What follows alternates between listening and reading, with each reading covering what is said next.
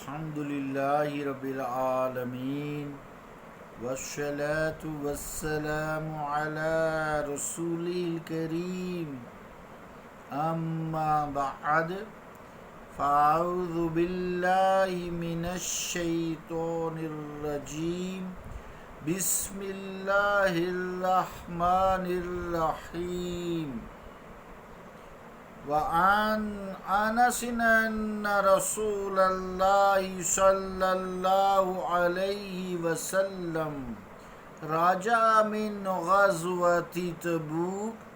فدنا من المدينة فقال إن بالمدينة أقواما ما سرتم مسيرا ولا قطعتم باديا إلا كانوا معكم وفي رواية إلا شاركوكم في الأجر قالوا يا رسول الله وهم بالمدينة قال وهم بالمدينة حبسهم العذر رواہ البخاری و رواہ المسلم صدق اللہ و صدق رسولہ الکریم۔ عزیزان گرامی، حدیث پاک کا ترجمہ یوں ہے کہ روایت ہے حضرت انس سے کہ رسول اللہ صلی اللہ علیہ وسلم غزوہ تبوک سے واپس ہوئے، مدینہ منورہ سے قریب ہوئے تو فرمایا کہ مدینہ میں کچھ ایسی قومیں بھی ہیں کہ تم چلے اور تم نے کوئی جنگل طے نہ کیا مگر وہ تمہارے ساتھ تھے۔ ایک روایت میں یوں ہے کہ مگر وہ ثواب میں تمہارے شریک تھے۔ لوگوں نے کہا یا رسول اللہ وہ رہے تو مدینہ ہی میں، فرمایا وہ رہے مدینہ میں ہی جن کو معذوری نے روک لیا۔ بخاری اور مسلم نے روایت کیا۔ عزیزان گرامی، ایک حدیث پاک کا ظاہری مطلب آپ نے سمجھ لیا۔ تبوک جو ہے، جہاں غزوہ تبوک ہوا، مدینہ منورہ سے 660 مائلز شام کی جانب ہے۔ اس طرح کے 160 مائلز جو ہیں وہ خیبر ہے، اور خیبر سے 500 میل جو ہے تبوک سے پھر کچھ فاصلہ پر ہے، یعنی خیبر سے 500 میل ہے، پھر تبوک سے کچھ فاصلہ پر مان ہے، پھر مان کے بعد عمان ہے، اور جو اردن کا دارالخلافہ ہے۔ حدیث پاک کا مطلب یہ ہے کہ جو یعنی مختلف جماعتیں تھیں مدینہ شریف میں رہ گئیں، قبائل تھے، وہ مسلمان تھے، اور وہ مسلمان تھے جو پیچھے رہ گئے تھے، لیکن بظاہر پیچھے رہ گئے تھے عملاً، لیکن دل غزوہ تبوک میں ان کے مستغرق تھے کہ کاش ہم بھی جاتے، کفار سے دو ہاتھ کرتے، مگر کسی سخت مجبوری کی وجہ سے وہ جا نہ سکے۔ اس طرح کے سمجھیں کہ جسم تو ان کے مدینہ میں تھے، لیکن دل مصطفیٰ علیہ الصلوۃ والسلام کے ساتھ جہاد میں تھے۔ کیا کمال لوگ تھے! نیز ان کی نیت، ان کے ارادے،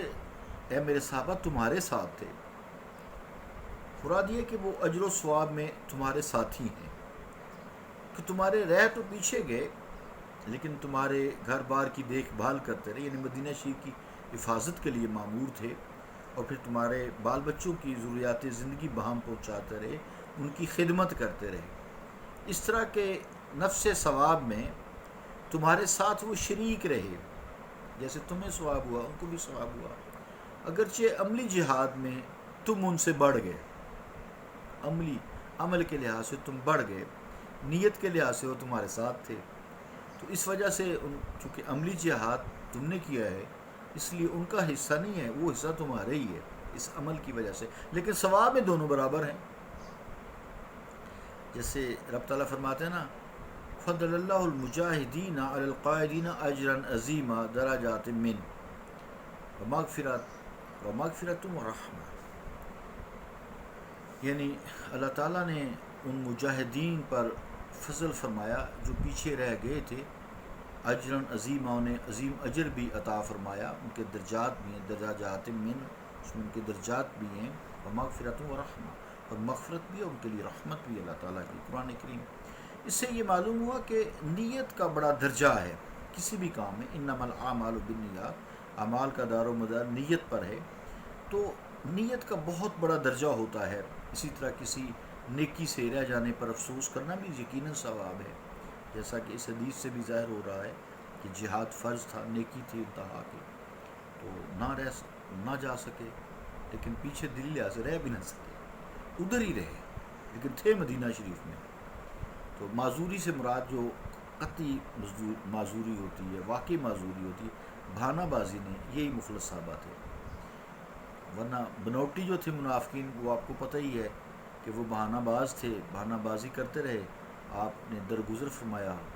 ان کو تو کوئی اجر نہیں ملا۔ منافق تھے، کافر تھے، ظاہر میں مسلمان تھے لیکن دل سے کافر تھے، پتہ لگا کہ اصل کام ہی دل کی نیت کا ہے۔ تو منافقین نے معذوریاں خام خواہ ظاہر کی بہانہ بازی سے، اور جہاد اس وقت عین فرض نہیں تھا، جیسا کہ سورۃ توبہ میں فرمایا گیا ہے۔ غالب یہی ہے کہ جو جہاد ہے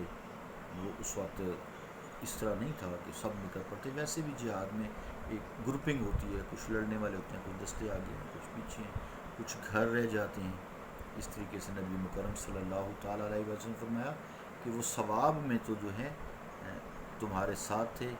عمل میں چونکہ تمہارے ساتھ نہیں تھے، اس لیے مال غنیمت تمہیں ملا، ان کو مال غنیمت نہیں ملا، لیکن اجر، مغفرت، رحمت اللہ تعالیٰ کی جو ان پر بھی اسی طرح ہی ہوئی ہے جیسے تم پر ہوئی ہے، کیونکہ جسم ان کے مدینہ میں تھے،